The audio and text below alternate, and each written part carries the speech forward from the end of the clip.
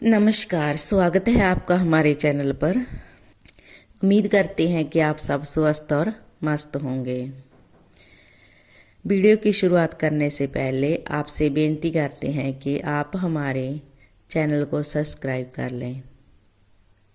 क्या भगवान ने इन छोटे छोटे जीवों को मनुष्य के खाने के लिए बनाया है? क्या मांस खाना पुण्य है या पाप? क्या मुर्गा, बकरा, मछली, इन समस्त जानवरों का मांस खाने से मनुष्य को पाप नहीं लगता? क्या ये जानवर सिर्फ मनुष्य का भोजन बनने के लिए ही धरती पर आए हैं? चलिए शुरुआत करते हैं आज की वीडियो की। वीडियो को शुरू करने से पहले आपसे निवेदन है कि वीडियो को पूरा देखिएगा, क्योंकि अधूरा ज्ञान किसी काम का नहीं होता। आजकल हजारों ऐसे लोग हैं जो मांस खाने को सही समझते हैं, और कुछ ऐसे लोग भी हैं जो जीव हिंसा करना घोर अपराध समझते हैं। मांस खाना उनके लिए पाप है। दोस्तों, किसी गांव की बात है। उस गांव में एक धनी व्यक्ति रहता था। वह लंबी तीर्थ पर जाना चाहता था। जाने से पहले उसने अपने जहां एक दावत रखी। सब लोग उसके जहां दावत खाने के लिए आए। उसका यह मानना था कि भगवान ने मछली, मुर्गा और बकरे को मनुष्य के खाने के लिए ही बनवाया है, इसलिए उसने दावत में यह मांस पकाया। कुछ लोगों ने मांस खाया और कुछ ने नहीं खाया। उसके बाद उसने सबको एक जगह पर इकट्ठा किया और भाषण देना शुरू किया। कई बातें हुई। उनमें से एक बात यह भी थी कि परमात्मा कितना कृपालु है। उसने अन्य भोजन के साथ साथ कुछ जानवरों को भी मनुष्य के भोजन के लिए भेजा है। उसकी इस बात का अधिकतर लोगों ने सहमति समर्थन किया। वहीं एक 10-12 साल का लड़का बैठा था। लड़के ने कहा, आप गलत कह रहे हैं। धनिक बोला, बेटे तुम क्या कहना चाहते हो? तब उत्तर में लड़का कहता है, माना कि ये जीव परमात्मा ने बनाए हैं, मगर मनुष्य के खाने के लिए नहीं बनाए। यह सभी जीव भी मनुष्य की तरह ही पैदा होते हैं और एक दिन मृत्यु को प्राप्त करते हैं। कोई भी प्राणी किसी के अलग नहीं है। यह बात अलग है कि हमारी बुद्धि विकसित है, मगर यह कहना बिल्कुल गलत है कि भगवान ने यह प्राणी सिर्फ हमारे भोजन के लिए बनाए हैं।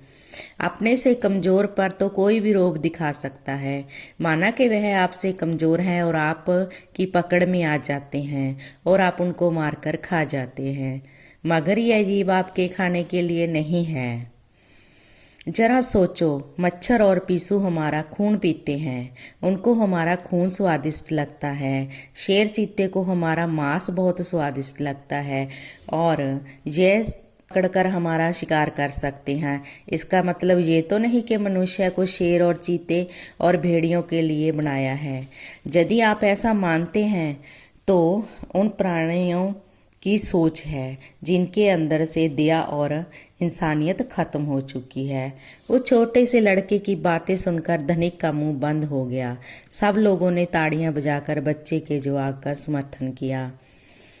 एक बार भगवान श्री कृष्ण जी एक पेड़ के नीचे बैठे मुरली बजा रहे थे।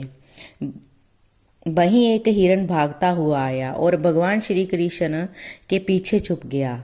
हिरण को भयभीत देखकर भगवान ने मुरली बजाना बंद कर दिया और हिरण से कहने लगे, हिरण तुम इतने घबराए हुए क्यों हो? तभी एक शिकारी वहां आ गया और कहने लगा, ऐ बालक, यह हिरण मेरा है, इसे मुझे दे दे। मैंने इसका काफी देर से पीछा किया है।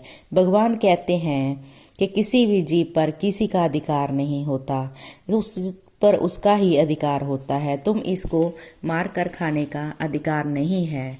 यह अधिकार तुम्हें किसने दिया? यह अधिकार तो उसको भी प्राप्त नहीं होता जिसने इस जीव को पैदा किया है।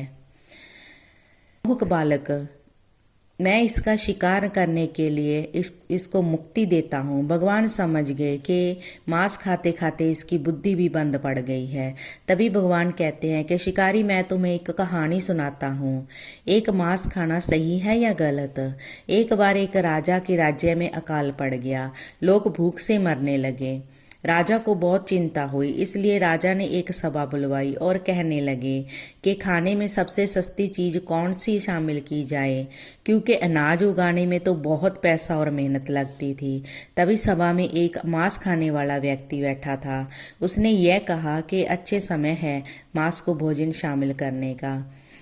बहुत से लोगों ने उस व्यक्ति का समर्थन भी किया। नगर राजा का प्रधानमंत्री इस बात से सहमत नहीं था। उसने कहा, राजा साहब, यह सही नहीं है।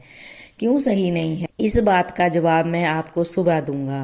रात को प्रधानमंत्री उस व्यक्ति के घर गया जिसने मांस खाने की सलाह दी थी और उससे कहा, राजा साहब की तबीयत अचानक खराब हो गई है। हकीमों ने कहा है कि राजा साहब तभी ठीक होंगे जब उन्हें किसी रिष्ट पुष्ट व्यक्ति का मांस खाने को मिलेगा। मैं उम्मीद करता हूं कि आप अपने शरीर का कुछ हिस्सा राजा साहब को खाने के लिए देंगे। मुझे उम्मीद है कि आप मना भी नहीं करेंगे। वह आदमी डर गया और भागकर कुछ सोने की मुद्रें लेकर आया और कहने लगा, यह मुद्रें ले लो और मांस किसी और व्यक्ति से खरीद लो। इसी प्रकार मंत्री जी एक एक करके सब मंत्रियों के घर गए, मगर किसी ने मांस नहीं दिया। सब ने स्वर्ण मुद्राएं दे दी। यह रकम करोड़ इकट्ठी हो चुकी थी। अगले दिन सारे मंत्री राजा साहब के दरबार में पहुंचे। राजा को देखने उधर प्रधानमंत्री सारे पैसे लेकर राजा साहब के पास पहुंचे। राजा साहब ने पूछा, मंत्री जी इतने पैसे कहाँ से लाए हो? तब मंत्री ने राजा साहब को सारी कहानी सुना दी। महाराज, कल जो लोग मांस को सस्ता बता रहे थे उन्हीं लोगों ने करोड़ों रुपये दिए मगर अपना मांस नहीं दिया। इस तरह भगवान श्री कृष्ण जी शिकारी से कहते हैं कि हर जीव को तकलीफ होती है। थोड़े से स्वार्थ के लिए जीव हत्या ना करया करो। जीव हत्या का भी पाप लगता है। आज की कहानी में बस इतना ही। अगर आपको हमारे द्वारा दी गई जानकारी अच्छी लगी हो तो प्लीज़ वीडियो को लाइक और चैनल को सब्सक्राइब करें। धन्यवाद। खुश रहें, मस्त रहें।